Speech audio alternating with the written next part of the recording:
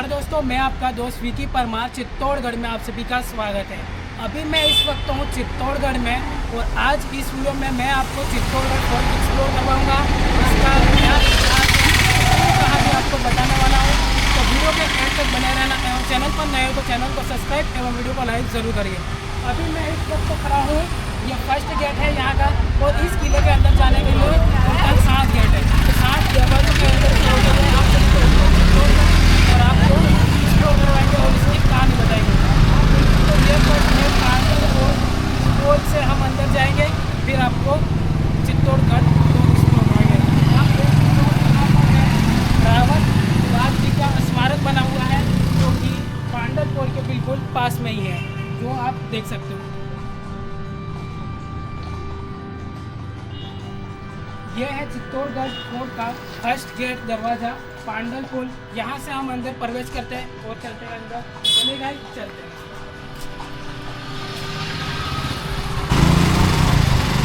ये दीवार देख रहे हो, जो ऐसा लग रहा है ये दीवार भी हमारे साथ साथ चल रही है। ये दीवार सिक्योरिटी पर्पस के लिए बनाई गई थी। आप देख सकते हो इस दीवार का आर्किटेक्चर काफ़ी ख़तरनाक है। इस दीवार के अंदर ये छोटे छोटे होल बनाए गए हैं। हम किले के सेकंड दरवाजे पर आ चुके हैं। इसका नाम है भैरव पोल। अभी इसको पार करके चलते हैं अंदर। तो चलिए गाइस, चलते हैं।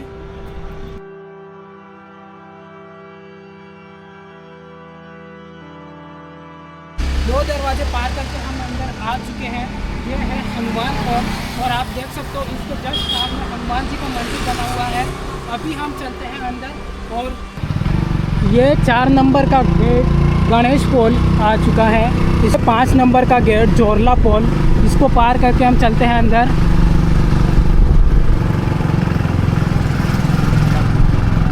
ये 6 नंबर का गेट लक्ष्मण पोल। कुल 7 दरवाज़ों को पार करते हुए हमें चित्तौड़गढ़ फोर्ट के अंदर जाना पड़ेगा। तो ये है चित्तौड़गढ़ दूर का आखिरी गेट राम पोल और आप देख सकते हो इस गेट के बिल्कुल सामने राम जी का मंदिर भी बना हुआ है। तो अभी चलते हैं अंदर। और चित्तौड़गढ़ फोर्ट जो कि लिविंग फोर्ट है, जिसमें आज भी लोग रहते हैं। आप देख सकते हो मेरे पीछे ये फोर्ट के दुकान है और इधर ये चित्तौड़गढ़ फोर्ट राजस्थान में लिविंग फोर्ट है। फर्स्ट नंबर पर चित्तौड़गढ़ फोर्ट आता है, सेकंड पर कुंभलगढ़ और थर्ड पे है जैसलमेर। ये राजस्थान के 3 लिविंग फोर्ट है, इसमें आज भी लोग रहते हैं। तो चले गए, चलते हैं ऊपर और चित्तौड़गढ़ फोर्ट एक्सप्लोर करवाते हैं। हम ऊपर आ चुके हैं और चित्तौड़गढ़ फोर्ट के अंदर जाने के लिए आपको एक टिकट लेनी पड़ेगी, जो कि टिकट काउंटर के पास से आपको मिल जाएगी। पर पर्सन 40 रुपये टिकट है। तो हमने ये टिकट ले लिया। अब चलते हैं अंदर और आपको चित्तौड़गढ़ फोर्ट एक्सप्लोर करवाते हैं। यहाँ पे चित्तौड़गढ़ का पूरा मैप बना हुआ है। फाइनली हम चित्तौड़गढ़ फोर्ट के ऊपर आ चुके हैं और ये चित्तौड़गढ़ फोर्ट का व्यू पॉइंट है, जो आप देख सकते हो। काफ़ी खूबसूरत सा व्यू निकल कर आता है यहाँ से। फाइनली गाइस, हम चित्तौड़गढ़ किले के अंदर आ चुके हैं और हमारे साथ ये हमारे गाइड साहब जुड़ चुके हैं। ये हमें आज चित्तौड़गढ़ किले का पूरा इतिहास बताएंगे। तो इनके साथ हम घूमेंगे चित्तौड़गढ़।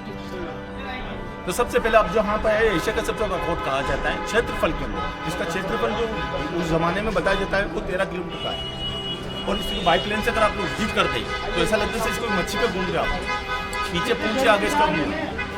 अभी आप लोग ज़मीन से 580 फुट की हाइट पर आ चुके हैं। इस किले के अंदर में कहा जाता है 113 टेम्पल बताए जाते हैं। 84 वाटर यहाँ 10 साल अगर बारिश नहीं होता, हम लोग पानी पीछे देखते हैं, हमारे किले के अंदर में पानी। इस किले में ज़्यादातर मंदिर देखने को मिलेंगे और मंदिरों को डैमेज किया था उस जमाने के अंदर मुगलों ने। एक मंदिर को तोड़ा, हीरे जवाहरात निकले तो उनको लगा कि हीरे जवाहरात काफ़ी मंदिरों में है, तो सब मंदिरों को डैमेज किया। लेकिन जैसे जैसे शासन आता रहा, उन राजों ने रिपेयरिंग किया, उन्हीं के नाम से जाना जाता है। सबसे पहले मंदिर आप विष्णु टेम्पल 8वीं सेंचुरी का, लेकिन इस मंदिर को 13वीं शताब्दी में अलाउद्दीन खिलजी द्वारा डैमेज किया गया। तो महाराणा कुंभा का शासन आ गया तो विष्णु टेम्पल से हटाकर कुंभ शहरता में इसका नाम रखा। विष्णु का अवतार था गुरु ब्लैक हनुमान जी थे ना, वैसे इसी के नेक्स्ट पास में जो मंदिर है वो कहा जाता है मीरा टेम्पल।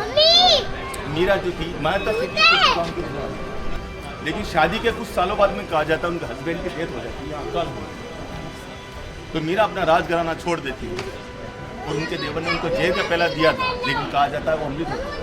कुछ समय बाद में सांप का पिटारा बेचते तो वो फूलों का हार हो जाता है। तो मीरा ने चित्तौड़ छोड़कर वृंदावन से द्वारका धाम चली गई। कहा जाता है मीरा का जो मूर्ति अपने साथ बनता है उसका 2 भाग होता है, मीरा उसके अंदर नहीं होती। हिंदू धर्म के अंदर देखा जाए तो पहला सीता, दूसरी मीरा, ये दोनों आज भी अमर हैं। ये दोनों मंदिर विजिट करेंगे, उसके बाद में विक्ट्री टावर, गौमुख टेम्पल, जौहर टेम्पल।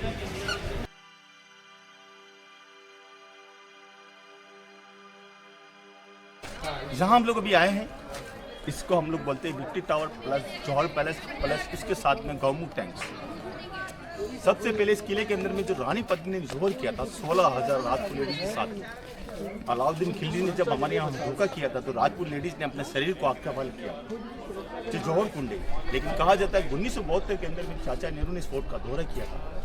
यहाँ खुदाई हुआ था उस जमाने में, लेकिन खुदाई जो किया था सोने के लिए, सोना नहीं मिला। यहाँ ओनली फॉर लेडीज का डीएन मिला, यानी हड्डियाँ मिली थी। डीएन कह रहा है तो कहा जाता है उस जमाने के अंदर में राजपूत लेडीज ने यहाँ जोहर किया था, यानी हमारे बुजुर्गों ने बताया।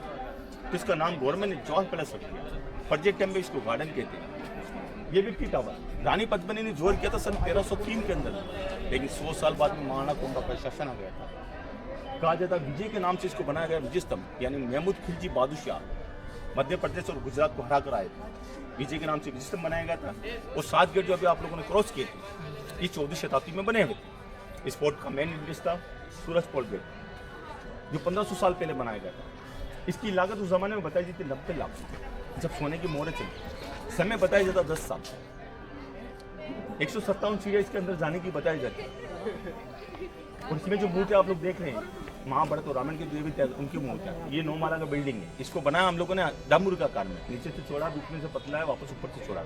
लेकिन आप लोग जितना दूर जाएंगे पूरा टावर नजर आएगा, लेकिन जितना आप नजदीक आएंगे टावर डीप हो जाएगा। जब दुश्मन गोला बारूद चलाएगा ना तो दीवार पर लगेगा, इस पर नहीं आएगा। तो ये जौहर कुंड है। वो सामने जो मंदिर देखकर मोकल मंदिर है, ये महाराणा कुंभा के जो फादर थे महाराणा मोकल, उन्होंने उसको बनाया था। लेकिन महाराणा कुंभा ने इसको रिपेयरिंग किया था तो उनके नाम से जाना गया। जिस अपने पुष्कर के अंदर में ब्रह्मा विष्णु महेश का मूर्ति, वैसे एक ही मूर्ति इसके अंदर बना हुआ है। आप लोग आराम से यहाँ विजिट करके नीचे गौमुख विजिट करके वापस अपनी गाड़ी पर आना है। ठीक सर। ठीक है, नेक्स्ट आगे चलेंगे काली टेम्पल, जो सूर्य मंदिर था। इस किले की नींव रखने वाले तो बापा रावत, जो सूर्य मंदिर के नाम से जाना जाता है, वो काली मंदिर चले। ठीक है।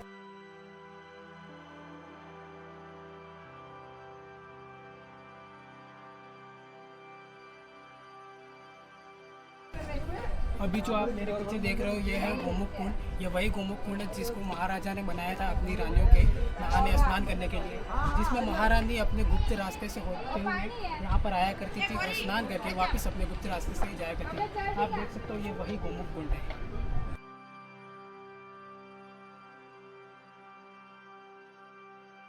देख सकते हो ये है चित्तौड़गढ़ फोर्ट के ऊपर ही जय माँ कालिका माता का मंदिर। तो अभी चलते हैं अंदर और आपको भी दर्शन करवाते हैं कालिका माता के दर्शन।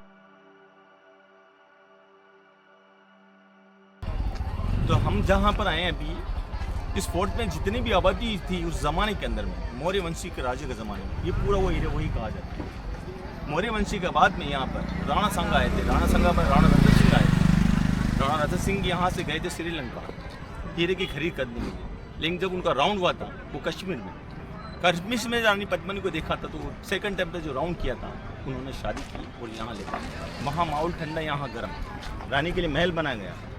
इसको कहते हैं जल महल प्लस जनाना महल। मोबाइल से फ़ोन करते हैं चाय पानी नाश्ता के लिए। उस ज़माने में ओनली फॉर वहाँ से चाली बसता था, एक लेडीज आता था, लकड़ी के नाव से आना जाना होता था। ये सारा पीछे वाला जो एरिया देख रहे हैं ये ट्रेनिंग सेंटर कहा जाता है। सबसे पहले एक वैकेंसी निकालते हैं कि अपना अपना हुनर दिखाएं। हुनर दिखाने वाले मोची था अपना काम करता, दर्जी अपना काम करता। राजपूत और पठान अपना हाथ बांध के खड़ा होता।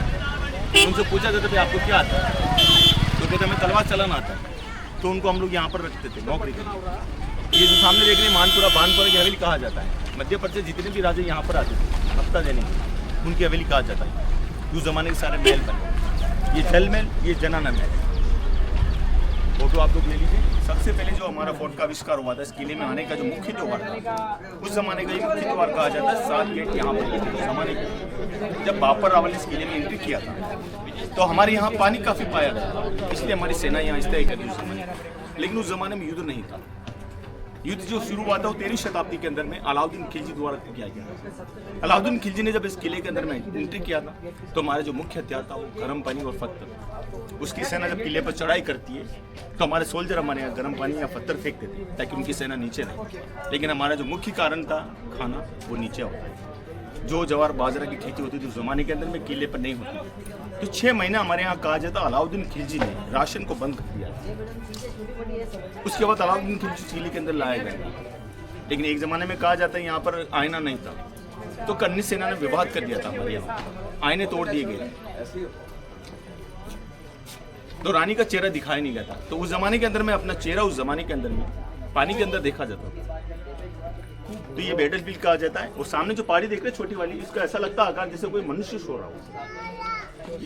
हाँ, जैसे वो पहाड़ देख रहे हैं ना आप लोग पीछे, ये पहाड़ हमारे यहाँ कम से कम कोई 20 किलोमीटर, 25 किलोमीटर, 30 किलोमीटर का। इन पहाड़ों में पानी कहीं पर नहीं है, ओनली फॉर पहाड़ क्या है। सूरजपोल गेट, सूर्यवंशी राजा पहले सूरज की पूजा करते थे। सूर्योदय नहीं होने का वो मंदिर में जाते थे, जहाँ पर क्या सबसे पहले सूरज की जो किरण पड़ती है वो हमारे यहाँ पड़ती है।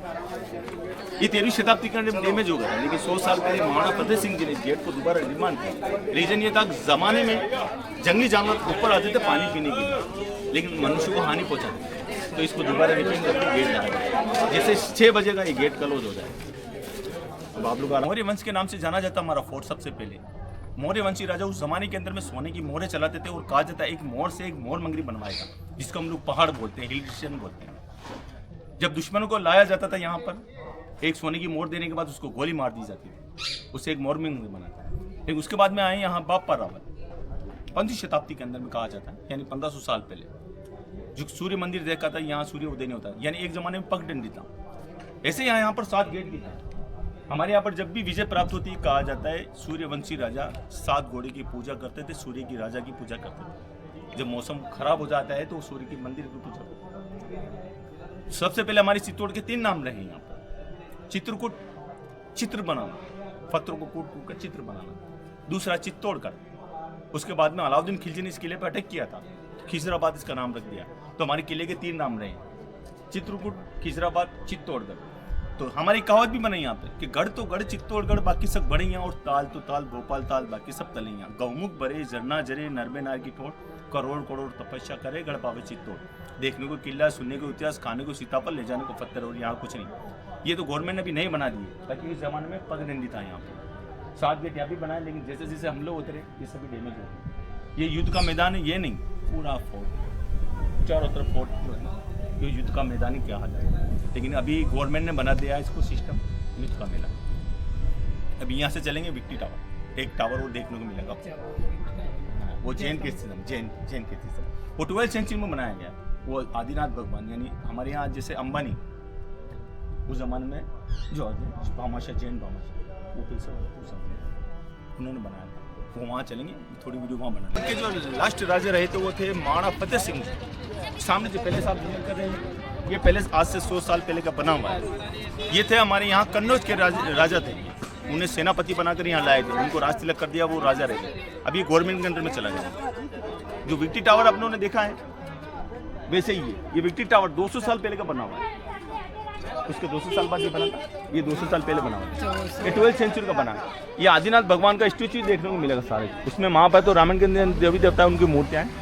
इसी के पास में जैन मंदिर है। इसमें ऊपर जाने के लिए 57 सीढ़ियाँ हैं, 5 माला का बिल्डिंग है, आदिनाथ भगवान का मूर्ति है। ये हम लोग बोलते हैं सेंटर।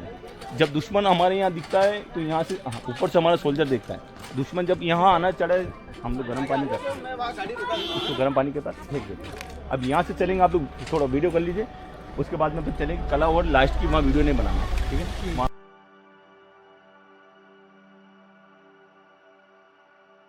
फाइनली गाइस हम अंदर प्रवेश कर चुके हैं। आप जो मेरे पीछे ये देख रहे हो, ये है कुंभा महल। ये 300 वर्ष पुराना महल है, आप देख सकते हो। तो अभी इसके अंदर लेकर चलते हैं और आपको दिखाते हैं कुंभा महल।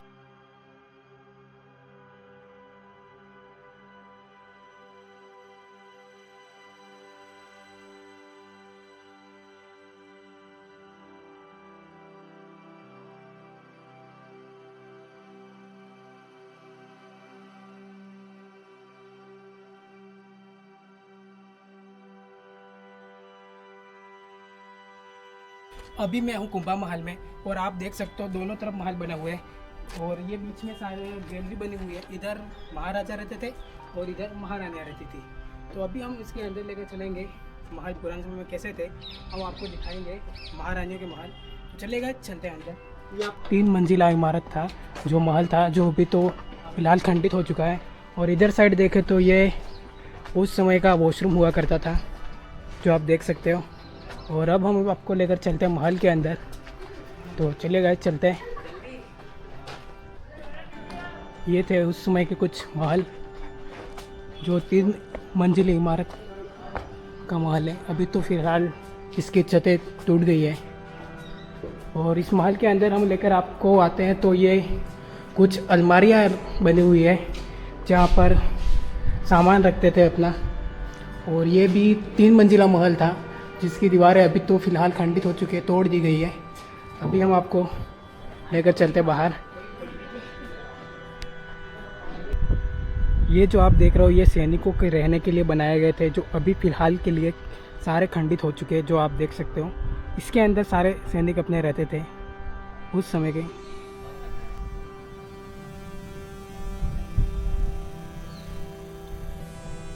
देख सकते हो इस महल के अंदर काफ़ी गुप्त रास्ते बने हुए हैं, जो अभी फ़िलहाल के लिए बंद कर दिए गए। आप देख सकते हो ये काफ़ी गुप्त रास्ते बने हुए हैं इस महल के अंदर। और अब हम आपको लेकर चलते हैं वापस बाहर की ओर। अभी मैं हूँ इस वक्त कुंभा महल में। तो कुंभा महल में आप देख सकते हो ये वही गुप्त रास्ता है, जिसके अंदर से होते हुए महारानी गोमुख कुंड तक जाती थी स्नान करने के लिए, नहाने के लिए। तो ये वही गुप्त रास्ता है, जो अभी फ़िलहाल के लिए बंद कर दिया गया है।